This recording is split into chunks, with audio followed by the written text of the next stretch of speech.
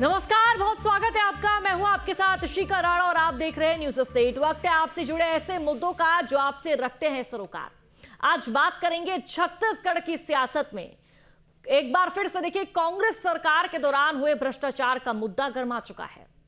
Korea के एक कार्यक्रम में पहुंचे मुख्यमंत्री विष्णुदेव साय ने कांग्रेस के किसी नेता का नाम लिए बिना भ्रष्टाचार को लेकर कांग्रेस पर निशाना साधा है। मुख्यमंत्री विष्णुदेव साय ने कहा कि पूर्व की कांग्रेस सरकार का कार्यकाल भ्रष्टाचार का काल था, जिसमें कुछ जेल गए, कुछ बेल पर है और कुछ जेल जाने की तैयारी में है। यानी कि मुख्यमंत्री विष्णुदेव साय द्वारा भारतीय जनता पार्टी द्वारा विपक्ष पर निशाना साधा गया है, लेकिन विपक्ष में किसी भी व्यक्ति का, किसी भी जनप्रतिनिधि का, किसी भी नेता का नाम नहीं लिया गया और नाम लिए बिना ही निशाना साधा है कि कुछ नेता ऐसे हैं विपक्ष से जो कि इस वक्त जेल में है, कुछ नेता ऐसे हैं विपक्ष के जो कि बेल में है, यानी कि जो लोग बाहर है। इस पूरे मामले से जुड़ी एक रिपोर्ट आपको दिखाते हैं और उसके बाद खास मेहमानों का पैनल हमारे साथ जुड़ेगा, आपसे चर्चा करेंगे और फिर उसके बाद आपको कुछ जो सवाल है न्यूज स्टेट के वो भी दिखाएंगे। पहले रिपोर्ट देखिए।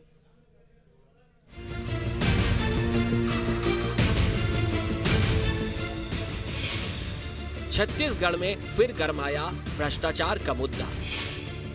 सीएम साय का कांग्रेस पर निशाना, कहा कुछ जेल जाने की कर रहे तैयारी।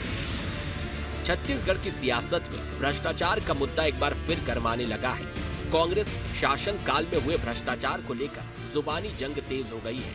कोरिया के कार्यक्रम में पहुंचे सीएम विष्णुदेव साय ने मंच से अपने संबोधन में कांग्रेस की बघेल सरकार के कार्यकाल में हुए भ्रष्टाचार को लेकर निशाना साधा। उन्होंने बघेल सरकार के 5 साल के कार्यकाल को भ्रष्टाचार का कार्यकाल करार दिया। सीएम ने किसी का नाम लिए बिना कांग्रेस पर तंज कसते हुए कहा, कुछ जेल गए, कुछ बेल पर है, कुछ जेल जाने की तैयारी में है। पिछले सरकार में आप लोग देखे कि 5 साल पूरा भ्रष्टाचार ही हुआ। आबकारी में, कोयला में, आपका डीएम की राशि में, महादेव सट्टा, हर चीज में घोटाला हुआ और आज भी कितने लोग जेल के अंदर हैं आप सबको मालूम है। कुछ लोग अभी बेल में निकले हैं और कुछ और लोग जेल जाने की तैयारी में हैं। तो लगातार जो 5 साल में भ्रष्टाचार हुआ है उसकी जांच हो रही है और दोषीदार लोग दंडित हो रहे हैं। सीएम साय ने ये बयान किसी का नाम लिए बिना दिया, लेकिन राजनीतिक विश्लेषक सीएम के इस बयान को पूर्व सीएम भूपेश बघेल पर मान रहे हैं। वहीं कांग्रेस सीएम के इस बयान को लेकर बीजेपी सरकार पर पलटवार कर रही है। कांग्रेस बीजेपी सरकार पर कांग्रेस नेताओं को परेशान करने का आरोप लगा रही है। भाजपा ने कांग्रेस पर सरकार पर झूठे आरोप लगाए थे, उसकी खुद जांच कर रहे हैं और न्यायालय में मुंह की खा चुके हैं। लेकिन भारतीय जनता पार्टी की सरकार में जिस प्रकार से भ्रष्टाचार हो रहा है, कमीशन खोरी हो रही है, जम्बूरी घोटाला, कन्या विवाह में घोटाला, जेम पोर्टर खरीदी में घोटाला, शराब में घोटाला, ये जनता देख रही है। तो भारतीय जनता पार्टी में साहस है तो अपने घोटालों की जांच करवा ले। अब ये जान लेते हैं कि कांग्रेस की भूपेश सरकार के दौरान किन किन घोटालों की जांच चल रही है। 600 करोड़ का महादेव ऐप घोटाला, 300 करोड़ का आबकारी घोटाला, 540 करोड़ का कोयला लेवी घोटाला, भाई भतीजावाद और भर्ती प्रक्रिया को लेकर सीजीपीएससी घोटाला, डीएमएफ फंड के उपयोग में अनियमितताओं का आरोप, चिकित्सा उपकरणों की खरीद में घोटाला, गोधन न्याय योजना के तहत गोबर खरीदी में भ्रष्टाचार के आरोप। सभी घोटालों की जांच अलग अलग एजेंसियां कर रही हैं। इन घोटालों में कई लोग जेल जा चुके हैं, मामला कोर्ट में है। घोटाले के लिए कौन दोषी है कौन नहीं, ये तो कोर्ट तय करेगा, लेकिन घोटाले को लेकर छत्तीसगढ़ में सियासत गरमाई हुई है। कोरिया से शब्बीर अहमद के साथ टीम न्यूज स्टेट। तो देखिए, घोटाला सामने आया और मुख्यमंत्री विष्णुदेव साय द्वारा इसको लेकर बयान भी दिया गया है, तंज कसा गया है, विपक्ष पर निशाना साधा गया है। न्यूज स्टेट के कुछ सवाल हैं वो आपके समक्ष रखते हैं। देखिए, पहला सवाल, छत्तीसगढ़ के मुख्यमंत्री विष्णुदेव साय ने आखिरकार वार्निंग किसको दे डाली है? दूसरा सवाल, छत्तीसगढ़ में कुछ को बेल, कुछ को जेल बाकी है, बड़ा खेल, यानी कि ये किसकी ओर इशारा कर रहा है? और तीसरा सवाल, कांग्रेस राज के भ्रष्टाचार पर क्या कुछ बड़ा एक्शन होने वाला है भारतीय जनता पार्टी की सरकार में? और फिर अगला सवाल है कि क्या छत्तीसगढ़ में कांग्रेस के किसी बड़े नेता की गिरफ्तारी होने वाली है? फिर बजट सत्र से पहले सीएम साय के इन बयानों के, यानी कि इस बयान का क्या कुछ बयान के मायने निकाले जा रहे हैं? इन तमाम सवालों को लेकर इस प्रोग्राम में डिबेट करेंगे, चर्चा करेंगे, चर्चा को आगे बढ़ाएंगे। खास मेहमानों का पैनल हमारे साथ जुड़ चुका है। इन तमाम जो खास मेहमान हैं इनका परिचय मैं आपसे करवा देती हूँ। जयंत वर्मा है वरिष्ठ पत्रकार, शताब्दी पांडे है प्रवक्ता भारतीय जनता पार्टी से, विनय शुक्ला प्रवक्ता कांग्रेस से। आप सभी मेहमानों का बहुत बहुत स्वागत है न्यूज स्टेट पर। सबसे पहले मैं शताब्दी पांडे जी आपके पास आना चाहूंगी। मुख्यमंत्री विष्णुदेव साय ने एक बयान दिया है, कुछ नेता विपक्ष के बाहर हैं, कुछ नेता जेल में हैं और कुछ बेल पर है, यानी कि कुछ जो और आगामी उनके जो नेता हैं विपक्ष के वो जेल में जाने वाले हैं। मुख्यमंत्री विष्णुदेव साय के इस बयान के क्या कुछ मायने निकाले जाएं? देखिए इशिका जी, आपकी रिपोर्ट में भी स्पष्ट समझ में आया है और मीडिया में आ चुका है, ईडी की ईओडब्ल्यू की जांच में सामने आ चुका है कि किस प्रकार से हमारे छत्तीसगढ़ में कांग्रेस सरकार की ओर से इतने बड़े बड़े घोटाले किए गए, जिसमें कि सबसे बड़ा घोटाला इनका जो शराब का आया, जो आबकारी घोटाला है। तो इस प्रकार के घोटालों में और किन किन बड़े लोगों के और किस किस परिवार के लोगों की इसमें हाथ रहा, ये सब कुछ सामने आ चुका था। तो निश्चित रूप से इनकी जो जांच चल रही है और इसमें कितने और भी लोगों की जांच अभी बकाया है और जिनके ऊपर कार्रवाई होनी है, इसकी ओर निश्चित रूप से मुख्यमंत्री जी ने ये इशारा किया है। और देखिए, जीरो टॉलरेंस की सरकार है, विष्णुदेव सरकार की जो सरकार चल रही है अभी, और इसमें इन्होंने बस ये तय किया है कि जहां भी भ्रष्टाचार दिखेगा, जिसका भी भ्रष्टाचार सामने आएगा उस पर सख्त कार्रवाई होगी। हमने देखा कि किस प्रकार से इन्होंने महादेव ऐप सट्टा में घोटाला किया, सीजीपीएससी में भर्ती में कितनी अनियमितताएं की, जिसका कितने हमारे छत्तीसगढ़ के युवाओं के भविष्य के साथ खिलवाड़ हुआ। तो ये सारी जांच जो है, इसमें क्या है कि जिस प्रकार से भ्रष्टाचार हुआ है, इसमें कुछ लोग जो है वो बेल पे छूटे हैं, कुछ का केस अभी अदालत में चल रहा है और कुछ का अभी जो जांच चल रही है उसके मार्फत वो जेल जाने की तैयारी उनको कर लेनी चाहिए। उनको समझ में आ जाना चाहिए कि नहीं, इस प्रकार की जो जांच और इस प्रकार के जो साक्ष्य सामने आ रहे, जो बातें सामने आ रही है, उसका हमको तो कहीं ना कहीं भुगतान भुगतना ही पड़ेगा। तो इस प्रकार की बातें हमारे मुख्यमंत्री जी ने की है। निश्चित रूप से भारतीय जनता पार्टी की सरकार में भ्रष्टाचार पर पारदर्शिता से कार्रवाई की जा रही है। कानून का दुरुपयोग बिल्कुल भी नहीं हो रहा है, जो कांग्रेस सरकार में हुआ। किस प्रकार से कानूनों को बदला गया, चाहे वो जमीनों के मामले में हो, चाहे जब भी अपने मन से जब चाहे तब कानून को बदलकर अपने लोगों को इन्होंने लाभ दिलवाया। साथ ही हम देखते हैं कि किस प्रकार से अपराधियों को संरक्षण दिया, कितने अधिकारियों को इन्होंने संरक्षण देकर रखा और जिनके माध्यम से ये सारा हेरा फेरी और सारे काले कारनामे किए जो सामने आए हैं, और इस पर ही हमारे मुख्यमंत्री जी ने बात कही है। तो शताब्दी जी, मतलब हम ये समझे कि किसी एक पर्टिकुलर व्यक्ति को लेकर मुख्यमंत्री ने निशाना नहीं साधा, बल्कि पूरे विपक्ष पर निशाना साधा है। निश्चित रूप से जितने भी लोग, उन्होंने ये कहा कि कुछ लोग, तो जो भी लोग इसमें शामिल हैं वो सब के ऊपर में कार्रवाई होगी। अब उसमें उनके जो नेतृत्व करता है उनका क्यों नहीं, जिनका संरक्षण, जिसके नेतृत्व में सब कुछ काम होता है, तो चाहे वो फिर जो भी हो उस पर कार्रवाई होगी। ठीक है, आऊंगी शताब्दी जी। विनय जी, आपसे मेरा सवाल है, भारतीय जनता पार्टी कह रही है कि कांग्रेस के राज में भ्रष्टाचार हुआ है और आज मुख्यमंत्री विष्णुदेव साय का बयान भी सामने आया कि कुछ कांग्रेस के नेता हैं जो कि जेल में हैं, कुछ बेल में हैं और कुछ नेता जेल जाने की तैयारी कर रहे हैं। इस पर आपका क्या रिएक्शन? देखिए, सबसे पहले तो मैं आपके दर्शकों को, आपको और मेरे साथी पैनलिस्टों नमस्कार करता हूं। भारतीय जनता पार्टी की जो बातें हैं झूठ से चालू होती है और झूठ से ही खत्म होती है। जैसे कि मेरे साथी प्रवक्ता बता रहे थे कि हमारे जो जीरो टॉलरेंस है जो हमारे छत्तीसगढ़ में, वो मुझे ऐसा लगता है केवल बातों पर ही है। रही बात भ्रष्टाचार के बारे में, तो मैं आपको बता दूं कि पिछले 2 वर्ष से, जब से भारतीय जनता पार्टी की सरकार आई है, तो शराब को चूहे पी रहे हैं, धान को चूहे खा रहे हैं और इतने करोड़ों की जो स्कैम सामने आई है इस पिछले 2 साल में, वो आपसे छुपी नहीं है। दूसरी बात आपको बताना चाहता हूं कि छत्तीसगढ़ में जो जिसकी सरकार है और उसके मंत्री जो पीडब्ल्यूडी से 97 लाख रुपए का जो अपने 13वीं का कार्यक्रम में पैसा खर्चा करते हैं, तो भ्रष्टाचार से कम नहीं है। तीसरी बात बताना चाहता हूं कि हमारे छत्तीसगढ़ के जो लोग हैं, जो चाहे वो डॉक्टर हो, चाहे वो डीएड के शिक्षक हो, चाहे वो रसोईया हो और चाहे वो शिक्षा कर्मी के लोग हो, पिछले 2 साल से ये बराबर हड़ताल पे जा रहे हैं, क्योंकि सरकार केवल भ्रष्टाचार कर रहे हैं और अपने लोगों को संरक्षण देने का काम कर रहे हैं। चौथी बात आपको बताना चाहता हूं कि ये सरकार जो है केवल बातों और जुमलेबाजी से ही चालू होती है और जुमलेबाजी में ही खत्म हो जाती है। जैसे कि आप अभी कल ही देखें, इनकी सरकार के जो छत्तीसगढ़ में भी बैठी है और केंद्र में भी बैठी है, जो हमारे देश के प्रतिनिधि कर रहे थे एआई मामले में, तो कितना बड़ा झूठ सामने आया है। चाइना से एक रोबोट को खरीद के इंडिया का है करके बता रहे हैं। तो ऐसी सरकार जो झूठ बोलकर जनता को धोखा देने की काम कर रहे हैं, मुझे ऐसा लगता है कि इनको जनता के साथ जाकर माफी मांगने का काम करना चाहिए। ठीक है विनय जी, अब आपके पास आते हुए जयंत वर्मा जी, देखिए छत्तीसगढ़ का बजट पेश होने वाला है कुछ वक्त बाद, लेकिन उससे पहले मुख्यमंत्री विष्णुदेव साई की इस तरह की बयानबाजी, सर इसके क्या मायने निकाले जाएं?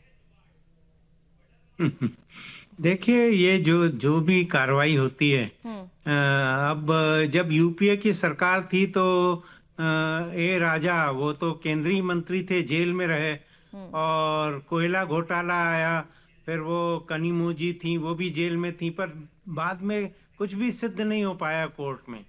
तो इसी प्रकार दिल्ली में यह है कि वहाँ मुख्यमंत्री और उप मुख्यमंत्री सिसोदिया और कई मंत्री लोग जेल में रहे, पर कहीं कुछ सिद्ध नहीं हो पाया। तो ये जो भ्रष्टाचार होता है, ये तो सही है कि भ्रष्टाचार है, पर ये मंत्रियों के और नेताओं के दस्तखत नहीं होते हैं, वो अधिकारियों के दस्तखत होते हैं, और अधिकारी एक दूसरे को बचाने में लगे रहते हैं। तो मुझे लगता है कि कुछ सिद्ध नहीं हो पाएगा। लेकिन सर, अधिकारियों को संरक्षण भी पार्टी के राज में ही तो मिल रहा है। हाँ, तो मुझे लगता है कि ये सारा राजनीतिक मामला है और कहीं कुछ सिद्ध नहीं होता है। और ये है कि अब ये आम जनता भी समझ गई है कि भाई, जैसे वो अब ईडी की छापा पड़वाते हैं, सीबीआई का छापा पड़वाते हैं, पर कहीं कुछ निकलता नहीं है। तो ये सारा पूरा राजनीतिक मामला है, इसको अब लोग गंभीरता से लेते भी नहीं। ठीक है, आऊंगे आपके पास। आपसे मेरा सवाल है शताब्दी जी, मैम लगातार कांग्रेस एक ही बात कह रही है, भारतीय जनता पार्टी झूठी है, जुमलेबाज पार्टी है, हमेशा लोगों को अपनी बातों में बहलाती है, फुसलाती है। सिचुएशन चाहे छत्तीसगढ़ में डीएड अभ्यर्थी की क्यों ना देख ले, रसोइयों की क्यों ना देख ले, उनकी समस्या का अब तक इनसे समाधान नहीं हुआ। सिर्फ ये लोग कांग्रेस के भ्रष्टाचार की बात करते हैं।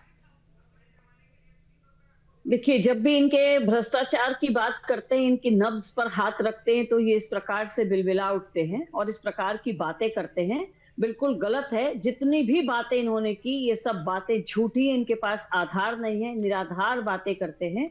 और जबकि भारतीय जनता पार्टी की सरकार के रहते हुए जितने भी मामलों की जांच हो रही है, सब पे आधार है, सभी के आधार पर ही ये सब कुछ बातें जरा मुझे आप सामने ये थोड़ा क्लियर कर दीजिए, डीएड अभ्यर्थियों को लेकर भारतीय जनता पार्टी की क्या नीति है? क्योंकि बच्चे तो लगातार प्रदर्शन कर रहे हैं, उनका तो कहना है कि कोई भी हमारे पास अधिकारी नहीं आ रहा, कोई भी नेता मंत्री हमारे पास नहीं आया, हम शिक्षा मंत्री के घर के चक्कर भी काट रहे हैं, उसके बावजूद भी हमारी समस्या जस की तस बनी हुई है।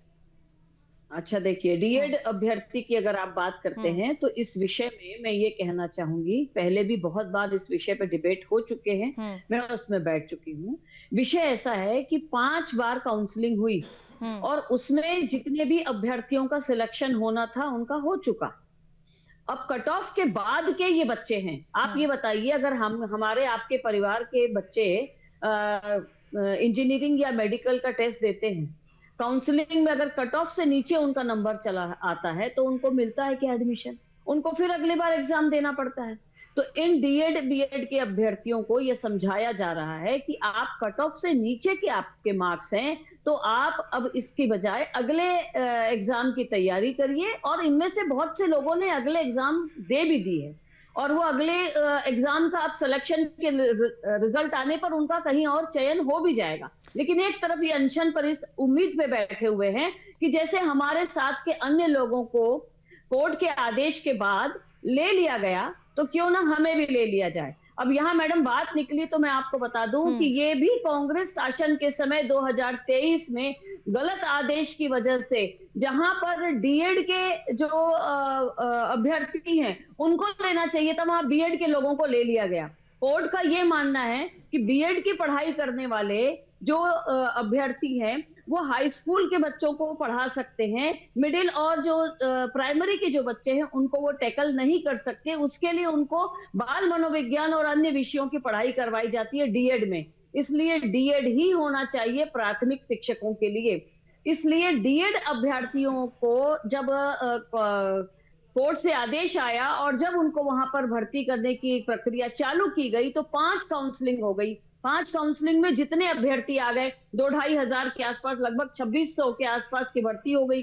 बाकी जो बचे हैं कट ऑफ से नीचे के उनके मार्क्स हैं, उनको बार बार समझाया जा रहा है, अपनी बात को नहीं समझ रहे हैं, तो गैर कानूनी तरीके से किसी भी प्रकार का भ्रष्टाचार करते हुए, आगे आने वाली पीढ़ी और बच्चों के भविष्य से खिलवाड़ ना करते हुए भारतीय जनता पार्टी की सरकार में इनकी भर्ती नहीं की जाएगी, इनको स्पष्ट कर दिया गया है। ठीक है मैम, और रसोइयों के लिए, उनकी भर्ती के लिए क्या करा बीजेपी ने? रसोइयों का मामला ऐसा है मैडम, रसोइयों का मामला ऐसा है कि आपने देखा कि चाहे आंगनबाड़ी कार्यकर्ता का मामला हो, चाहे मितानिन का मामला हो, सहायिकाओं का हो, इस प्रकार की जो योजनाओं में कार्य में लगे हुए मानदेवी ये जो कार्यकर्ता होते हैं, इनके मानदेय में क्रमशः थोड़े थोड़े प्रतिशत ही वृद्धि होती आई है आज तक। अगर ऐसा था, आज कांग्रेस आरोप लगा रही है, तो कांग्रेस के शासनकाल में 5 साल में क्यों नहीं उन्होंने 200-300 रुपए क्यों बढ़ा दिया? केवल क्यों नहीं बढ़ा पाए? इसलिए नहीं बढ़ा पाए क्योंकि 88,000 रसोइयों को अचानक से ये 400 रुपए प्रतिदिन के हिसाब से कह रहे हैं, तो जो आज 2,000 रुपए मानदेय में कार्य कर रहे हैं, ये बढ़ाकर एकदम से 12-13 हजार रुपए की बात करते हैं, तो ये कैसे संभव है? इसके लिए बजट में प्रावधान होना चाहिए। जब भी बजट में प्रावधान होगा, हमारी सरकार की ओर से कहा गया है आप काम पर लौट आइए, अभी आपको 25% की वृद्धि कर दी जा रही है। तो मतलब मैम हम ये समझे कि इस बार के बजट में प्रावधान होगा? अब देखते हैं मैडम, ये तो हम नहीं कह सकते ना, किसी को लीक तो हुआ नहीं है या किसी प्रकार का अनुमान भी सामने नहीं आया है, लेकिन कहीं ना कहीं जिस प्रकार की बात की गई है इस बार के बजट में कि इंफ्रास्ट्रक्चर के तरफ ध्यान दिया जाएगा और मानव विकास में महिलाओं और युवाओं की ओर ध्यान दिया जाएगा, तो निश्चित रूप से हो सकता है कि अगर ऐसा कोई प्रावधान होता है और उनके लिए भविष्य के लिए कोई अच्छी बात आती है तो बहुत अच्छी बात है। इंतजार करते हैं बजट का। ठीक है विनय जी, जवाब दीजिए। मैम का कहना है कि कांग्रेस के टाइम से भ्रष्टाचार चलता आ रहा है, चाहे डीएड अभ्यर्थियों की बात कर ले, महिला या फिर रसोइयों की बात कर ले। देखिए, सबसे पहले तो मैं आपको यही बात बताना चाहता हूं कि कांग्रेस के बगैर तो इनका खाना पीना अधूरा है। बिना कांग्रेस के नाम लिए कुछ नहीं कर सकते और सारा अपना दोषारोपण कांग्रेस को ही ढकने का काम करते हैं। आपको मैं ये बता दूं, जैसे कि हमारे साथी प्रवक्ता जी ने कहा कि 2600 रिक्त पद हैं, उनकी जानकारी में मैं दे दूं कि 2300 रिक्त पद हैं जिसको भरना था आपको, वो नहीं कर पाए। दूसरी बात, रसोइया की संख्या जो 88,000 बता रहे थे वो 86,000 है। ये आंकड़ा आपको लेके पढ़ के आना चाहिए, उसके बाद बात करना चाहिए, क्योंकि झूठ का जो शब्द होता है आप एक बार बोलोगे ना तो उसके बाद दूसरी बार जब आप बात करने आओगे तो भूल जाओगे। ये स्थिति होता है जो झूठ बोलने वाले लोग का होता है। आंकड़ों पे अब अगर आप जाओगे तो ये भारतीय जनता, ठीक है, हम लोग मानते हैं कि कांग्रेस में कुछ कमी थी इसलिए हम नहीं कर पाए और हम सरकार से चले गए, लेकिन आप जब सरकार में आए हो तो नया सोच लेकर नए लोगों को काम करके आपको आगे आना चाहिए। आपको बार बार ये दोषारोपण करना कि आप कांग्रेस के समय ऐसा था तो हम ऐसा कर दिए, कांग्रेस के समय ये समस्या थी तो हमने ये किया। आप समस्या को समाधान की ओर नहीं ले जा रहे हैं, केवल समस्या को बढ़ाने का काम कर रहे हैं। भारतीय जनता पार्टी की जो सरकार है, चाहे वो राज्य में हो चाहे केंद्र में हो, उनके सारे लोग झूठ बोलते हैं। ये चीज आपके मीडिया के माध्यम से मैं लगातार बोलते आ रहा हूं और आप सब चीज में ये जानकारी रखते हैं कि चाहे वो केंद्र की जो मंत्री हो और चाहे राज्य के मंत्री हो, चाहे अरुण शाह हो जो 97 लाख की जो अपने निजी कार्य में खर्च कराते हैं, शासकीय पैसे का दुरुपयोग करते हैं, चाहे वो नरेंद्र मोदी जी हो, चाहे वो अमित शाह जी हो, चाहे वो हरदीप पुरी जी हो, जो देश का नाम खराब करने में इनकी भूमिका सबसे पहली है। ठीक है, इसका जवाब आपसे लूंगी शताब्दी जी, लेकिन उससे पहले मैं जयंत जी आपका रुख करना चाहूंगी। मुख्यमंत्री विष्णुदेव साय के इस बयान को सर कैसे देखा जा रहा है, क्योंकि जिस तरह से हम देख रहे हैं, दोनों हमारे साथ प्रवक्ता बैठे हैं, कांग्रेस में जो हुआ वो अपनी बातें रख रहे हैं कि भाई हमारे ठीक है हमारे टाइम में भ्रष्टाचार हो, लेकिन भारतीय जनता पार्टी ने क्या कुछ सुधार किया। तो वही बीजेपी के प्रवक्ता की तरफ से भी बातें रखी जा रही है कि कांग्रेस की टाइम से ही जो भ्रष्टाचार है वो चलता आ रहा है, हम उसको निपटाने का प्रयास कर रहे हैं। लेकिन सर मुख्यमंत्री विष्णुदेव साय ने जो बयान दिया है क्या ऐसा हम इसका संकेत लगाएं कि किसी बड़े नेता की गिरफ्तारी होने वाली है? देखिए, जब भूपेश बघेल की सरकार आई उसके पहले कांग्रेस भी वहां पे नान घोटाला और तमाम भ्रष्टाचार की बात करते थे, पर बाद में कुछ सिद्ध नहीं कर पाए, बल्कि जो भ्रष्ट अधिकारी थे वही सब उनके साथ रहे। फिर जब भूपेश बघेल की सरकार थी तो कांग्रेस की तरफ से सोनिया गांधी का ये कहा गया कि असम का चुनाव है, यूपी का चुनाव है, वहां पे जाके पैसा लाओ और खर्चा करो। तो अब उसके लिए तो वो महादेव घोटाला वो सारा ये सब तो करते ही थे। तो ये भ्रष्टाचार होता था, इसमें तो कोई शक ही नहीं है, और हर सरकार करती है, ऐसी भी बात नहीं है। पर कौन उसमें पकड़ा जाता है, कौन को वास्तव में सजा होती है, ये देखने वाली बात है। तो हमारे यहाँ भारत में जो पूरा का पूरा जो सिस्टम है, जो ये क्रिमिनल जस्टिस सिस्टम, ये ऐसा है कि यहाँ पे जो भ्रष्टाचारी हैं वो बच जाते हैं, जो छोटे मोटे लोग हैं वो फंस जाते हैं। तो वही होने वाला है। बाकी ये लेकिन राजनीति सर, तो इस तस्वीर प्रकार अब से हम ये भी देख रहे हैं कि बड़े बड़े नेता भी जो घोटाले उन्होंने पहले किए हैं उन घोटालों में फंस रहे हैं। हालांकि किसी किसी नेता को बेल मिल चुकी है, कोई जेल में है और कोई रडार पर है। नहीं, पर सजा तो किसी को नहीं हुई है। ये सब तो अभी सब सबजुडिस मामला है ना। अल्टीमेटली डी राजा का क्या हुआ, केंद्र सरकार का जो मंत्री थे, कनिमोझी का क्या हुआ, अरविंद केजरीवाल का क्या हुआ, सिसोदिया का क्या हुआ, तो कहीं को सजा तो कहीं नहीं हुई है। ये तो सब जेल में रहे और बाद में बेल में आके छूट जाते हैं। तो ये सब है, सजा कहाँ हुई है बताइए। ठीक है विनय जी, आऊंगे आपके पास। शताब्दी जी, आपसे मेरा सवाल है, मैम, कांग्रेस ने मान लिया कि हमारी सरकार में, हमारी जब पार्टी थी, हमारी तरफ से कुछ खामियां थी, कमियां थी, लेकिन भारतीय जनता पार्टी अब जब सत्ता में है तो बीजेपी उन कमियों को, खामियों को कैसे पूरा कर रही है? देखिए, उन खामियों को पूरा करने के लिए ही पहले दिन से ही हमारे मुख्यमंत्री जी ने कहा है कि ना मैं खाऊंगा ना खाने दूंगा, और एक भी आरोप प्रमाण सहित ये साबित नहीं कर पा रहे हैं। कहते जरूर हैं, आरोप ये भारतीय जनता पार्टी के प्रवक्ता और भारतीय जनता पार्टी के नेताओं पर लगाते हैं कि जुमलेबाजी करते हैं और ये ऐसी बात करते हैं, वैसी बात करते हैं, लेकिन मैं उल्टा कहूंगी, जुमलेबाजी केवल कांग्रेस के लोग कर रहे हैं, क्योंकि एक भी प्रमाण सह एक भी बात प्रस्तुत नहीं कर पा रहे हैं। इनके सारे आरोप निराधार हैं। इस प्रकार की बात करना कि 88,000 है कि 86,000 है, देखिए विषय तथ्य क्या है इस पर बात करना चाहिए ना। अभी इनके पास में मैं पूछूंगी तो कोई आधार नहीं है, जितनी बातें इन्होंने रखी है उसकी। तो मेरा ये कहना है कि बिना आधार के बात करने की बजाय आप लोग ढूंढिए ना, प्रमाण प्रस्तुत करिए, प्रमाण के साथ बातें करिए। और आप जो कह रहे हैं कि बिल्कुल भी हमने काम नहीं किया है, तो ये बताइए सड़कों का इतना जाल किसने बिछाया? हाँ, महिलाओं को सशक्त बनाने के लिए इतने करोड़ों रुपए किसने दिए, किसकी सरकार ने दिए? आज किसानों को समर्थन मूल्य में राशि कौन दे रहा है? किसानों के उन्नत कृषक योजना के अंतर्गत कौन काम कर रहा है? युवाओं के लिए आज स्टार्टअप और अनेक योजनाएं, क्योंकि नौकरी देना ही एक उपाय नहीं होता। जैसा हमारे प्रधानमंत्री जी का कहना है कि नौकरी देने वाला लेने वाला नहीं, नौकरी देने वाला बनाना है युवा को।